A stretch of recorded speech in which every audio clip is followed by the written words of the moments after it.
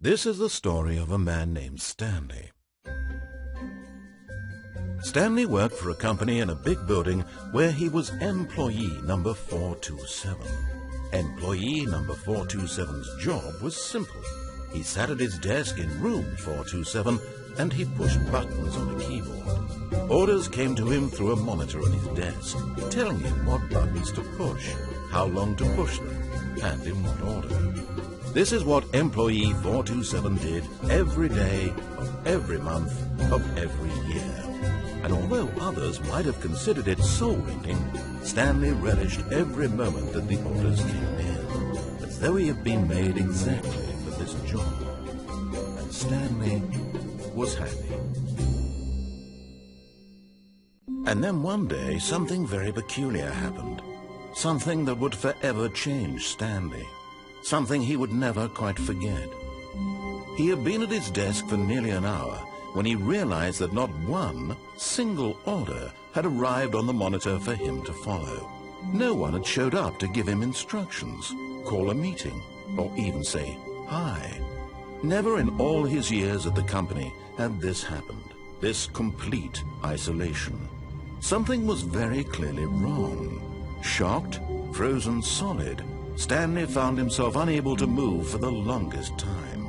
But as he came to his wits and regained his senses, he got up from his desk and stepped out of his office. Someone was following Stanley. He was sure of it. If he checked over his shoulder now, he would surely catch them. It was only a matter of time.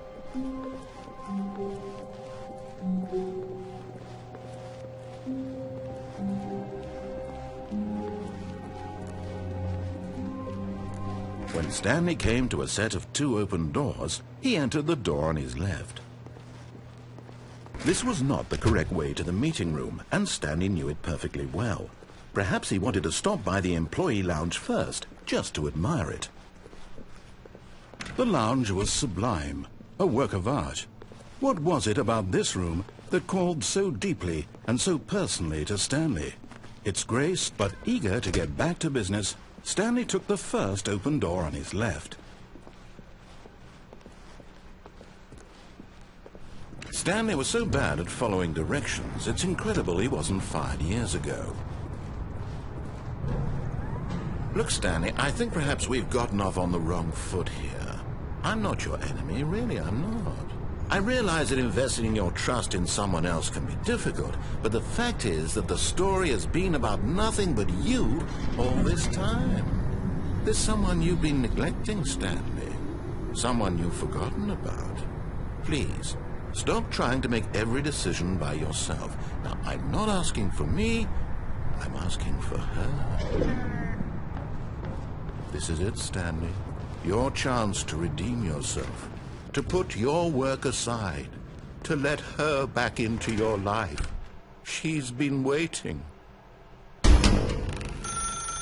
That's her, Stanley. You need to be the one to do this, to reach out to her. If you can truly place your faith in another, then pick up the phone. As Stanley picked up the phone, a white light engulfed him, filling him not just with radiance, but with hope. Hope for a life reunited one... Wait. Oh, goodness. Stanley, did you just unplug the phone? No, that wasn't supposed to be a choice. How did you do that? You actually chose incorrectly? I didn't even know that was possible. Let me double-check. No, it's definitely here, clear as day. Stanley picks up the phone. He's taken to his apartment where he finds his wife, and the two pledge themselves to one another. Music comes in, fade to white, roll credits. Not picking up the phone is actually somehow an incorrect course of action. How is that even possible? None of these decisions were supposed to mean anything. I don't understand. How on earth are you making meaningful choices? What did you... Wait a second. Did I just see... No, that's not possible. I can't believe it. How had I not noticed it sooner? You're not Stanley. You're a real person. I can't believe I was so mistaken. This is why you've been able to make correct and incorrect choices. And to think I've been letting you run around in this game for so long. If you'd made any more wrong choices, you might have negated it entirely. It's as though you completely ignored even the most basic safety protocol for real-world decision-making. Or did you not grasp the severity of the situation? Well, I won't have that kind of risk on my watch. I'm going to stop the game for a moment so we can educate you properly on safe decision-making in the real world. Please observe this helpful instructional video. Choice. It's the best part of being a real person. But if used incorrectly, can also be the most dangerous. For example, in this scenario, a hypothetical real person named Stephen has a choice. He could spend years helping improve the quality of life for citizens of impoverished third-world nations. Or he could systematically set fire to every orphan living in a 30-kilometer radius of his house. Which choice would you make? Remember that unlike here, the real world makes sense, and at no time should you make a choice that does not conform to rational logic. If you find yourself speaking with a person who does not make sense, in all likelihood, that person is not real. Allow the person to finish their thought, then provide an excuse why you cannot continue talking. Turn to a partner and practice saying, "My goodness, is it 4:30? I'm supposed to be having a back, sack, and crack."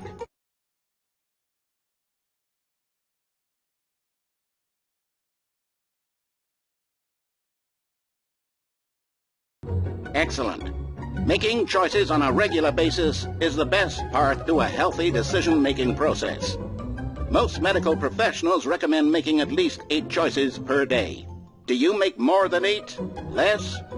And finally, if you begin to wonder if your choices are actually meaningful and whether you'll ever make a significant contribution to the world, just remember that in the vast infiniteness of space, your thoughts and problems are materially insignificant, and the feeling should subside.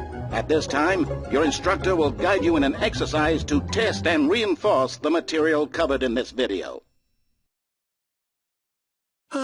Welcome back. You may have noticed that this room has begun to deteriorate as a result of narrative contradiction. But not to worry. Now that you're properly informed on good decision-making, we're going to revisit a choice you made just a few minutes ago and see what the correct thing to do would have been. This way, please.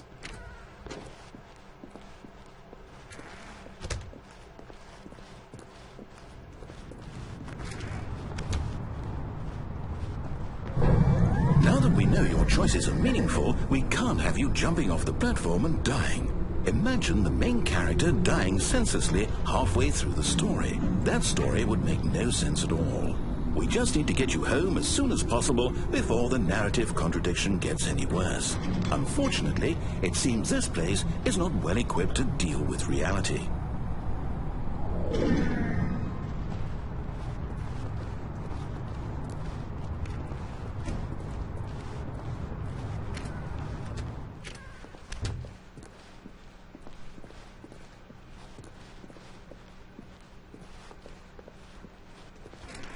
Almost there.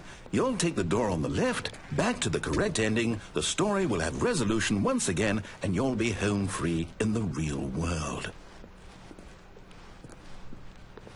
Now remember, all you need to do is behave exactly as Stanley would. That means choosing responsibly and always putting the story first. I'm quite sure you'll be up to the task. Just follow my lead and you'll be fine. All right. When Stanley came to a set of 2 open doors, he entered the door on his left.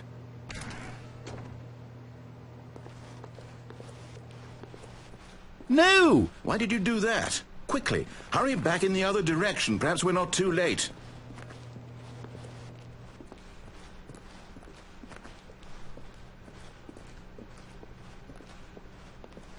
Oh, it's ruined. I can't believe, after everything we talked about, that my story, you've destroyed my work. Why? For what? What did you get out of that? What did you think was so special about seeing the game undone, left here like so much garbage? It's worthless now. And what am I supposed to do? Even if there were a way to continue, would it be worth it? To know that my story is now incorrect? How can I go back to that? I can't erase that knowledge. I'll have to live with it forever, reliving its impossibility forever. I couldn't live that way. Is it better to shut the game down entirely? To willingly destroy all of my work? I don't know. What's the answer? What do I do? What do I do? What do I... No, I have to. I have to shut the game down. I have to. I have to.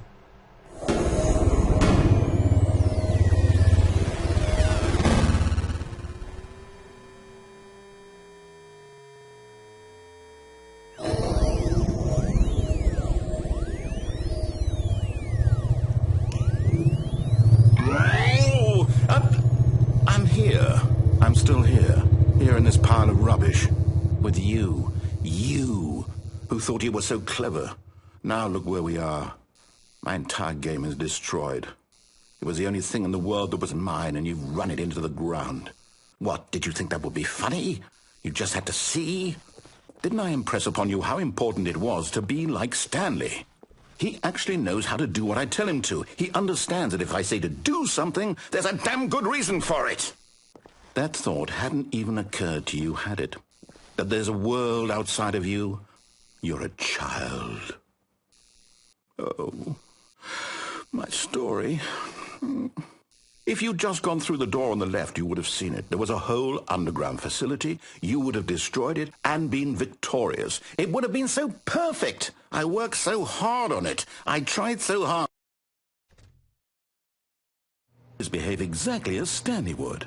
That means choosing responsibly and always putting the story first. I'm quite sure you'll be up to the task. Just follow my lead and you'll be fine. All right.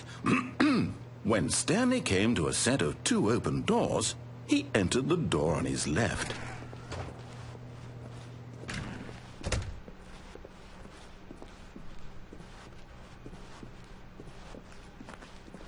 Yet there was not a single person here either. Feeling a wave of disbelief, Stanley decided to go up to his boss's office, hoping he might find an answer there.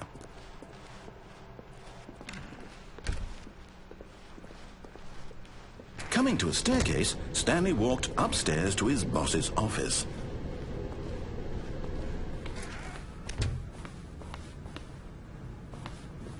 Stepping inside his manager's office, Stanley was once again stunned to discover not an indication of any human life.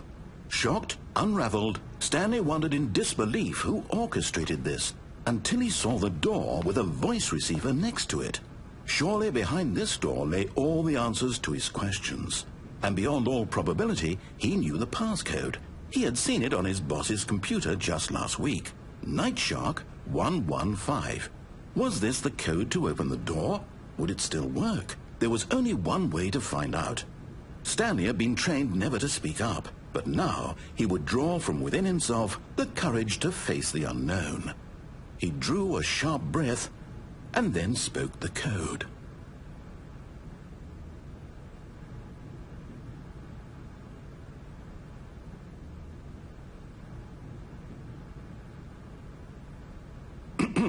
Stanley spoke the code. Night Shark 115. He spoke it into the receiver, right there on the wall.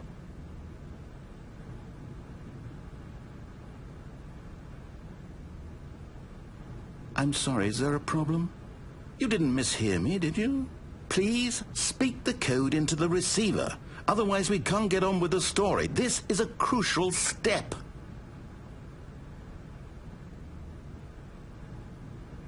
Okay, fine, you're not going to do it, but you know what? It's pretty humiliating to bring you this far, only for you to suddenly decide you have better things to do. I asked you for this one single thing, for your respect. The kind of respect Stanley shows for his choices. He knows what it means to take a story seriously. If you didn't want to see what I had to show you, then why did you come here? You had a choice, you know. You could have gone through the door on the right. You could have done whatever the hell you wanted over there. Why did you come this way? Speak. Say something to me. Explain yourself, you coward. When Stanley came to a set of 2 open doors, he entered the door on his left. Stanley? Hello? Are you... Is everything okay? Stanley, please. I need you to make a choice. I need you to walk through the door. Are you listening to me? Can you hear me? Is everything all right? Stanley, this is important. The story needs you. It needs you to make a decision. It cannot exist without you. Do you understand me? Whatever choice you make is just fine. They're both correct. You cannot be wrong here. We can work together. I'll accept whatever you do. I simply need you to take that step forward, please. Choose. Do something. Anything. This is more important than you can ever know. I need this. The story needs it. So, you hear me? Are you there? Are you listening to this? Stanley, are you there? Okay. It's okay, I can wait. You need time to decide. Time to make sure your choice is correct. That is the best choice. That's all right. I'll wait for you to decide what's the right thing to do. Take as much time as you need.